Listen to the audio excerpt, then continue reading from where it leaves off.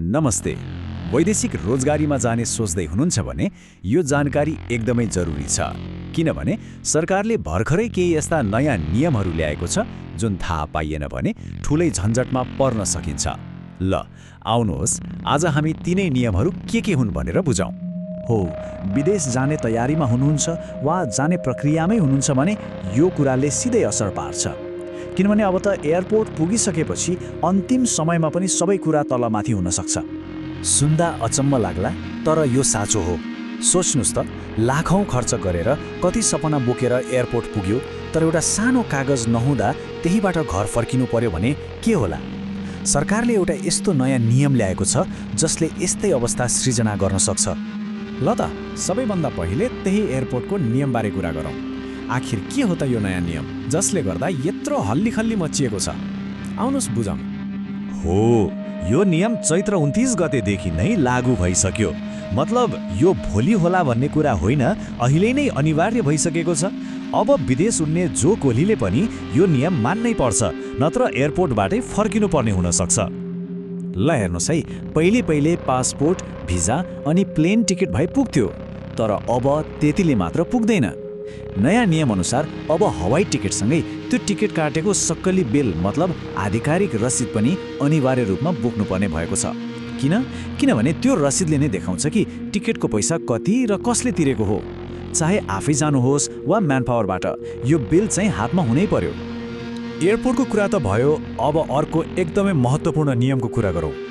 यो नियम हो सेवा शुल्कबारे, जसले म्यानपावर कम्पनीहरूलाई पनि सोच्न बाध्य बनाएको छ। खासमा यो नियम वैदेशिक रोजगारीमा जानेहरूलाई आर्थिक ठगीबाट बचाउन ल्याइएको हो। यो अङ्क देख्नुभयो, 10,000 रुपैयाँ। यो रकमलाई राम्रोसँग दिमागमा राख्नुहोला, किनभने यही एउटा अङ्कले हजारौँ लाखौँ रुपैयाँ जोगिन सक्छ। खासमा कुरा के हो भने सरकारले फ्री भिसा फ्री टिकटको नियम लागू गरेका 7वटा देशहरू छन्: Malaysia, UAE, Qatar, Saudi Arabia, Kuwait, Bahrain र ओमान। यदि यी देशहरूमा जाँदै हुनुहुन्छ भने कुनै पनि म्यानपावर कम्पनीले सेवा शुल्कको नाममा लिन पाउने भनेको बढीमा 10,000 रुपियाँ मात्र हो। एकदमै सोझो हिसाब छ। कसैले चाहे त्यो एजेन्ट होस् वा म्यानपावर 10,000 भन्दा 1 रुपैयाँ पनि बढी माग्यो भने त्यो सिधै गैरकानुनी हो, ठगी हो। यो कुरा थाहा पाएपछि कसैले सजिलै ठग्न सक्दैन। ल, नियम त थाहा भयो, तर कसैले यो नियम मानेन, बढी पैसा माग्यो भने के गर्ने त? नआत्तिनुहोस्, सरकारले त्यसको लागि पनि उपाय दिएको छ। अब हेरौँ कहाँ र कसरी उजुरी गर्ने। यी नम्बरहरू अहिले नै आफ्नो मोबाइलमा सेभ गरिहाल्नुहोस्। कसैले बढी पैसा माग्यो वा केही गडबड छ जस्तो लाग्यो भने तुरुन्तै यी नम्बरमा फोन गरेर खबर गर्न सकिन्छ। हेलो सरकारको 1111 र श्रमदान कल सेन्टरको 1141 दुवैमा फोन गर्दा पैसा लाग्दैन। यी टोल फ्री नम्बर हुन्। यो कुनै सामान्य कुरा होइन, यो श्रम मन्त्रीले नै भनेको कुरा हो।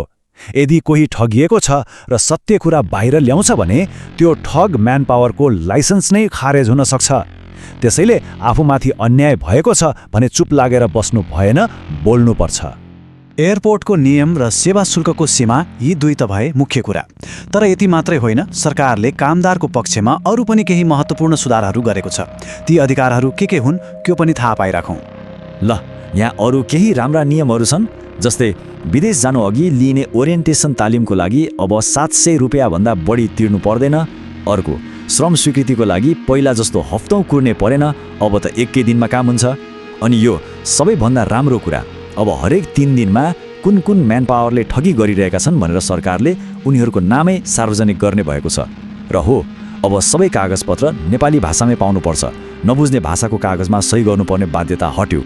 ल त, यति धेरै कुरा थाहा पाइसकेपछि अब आफै सोचौँ त, एयरपोर्टमा चाहिने बिलको कुरा होस् वा 10,000 को सेवा शुल्कको नियम, यति धेरै अधिकारबारे थाहा पाएपछि अब कुनै म्यानपावर एजेन्सीमा जाँदा सबैभन्दा पहिले सोध्नुपर्ने वा जाँच गर्नुपर्ने कुरा के होला? यो प्रश्नले नै हामी सबैलाई सचेत बनाउँछ।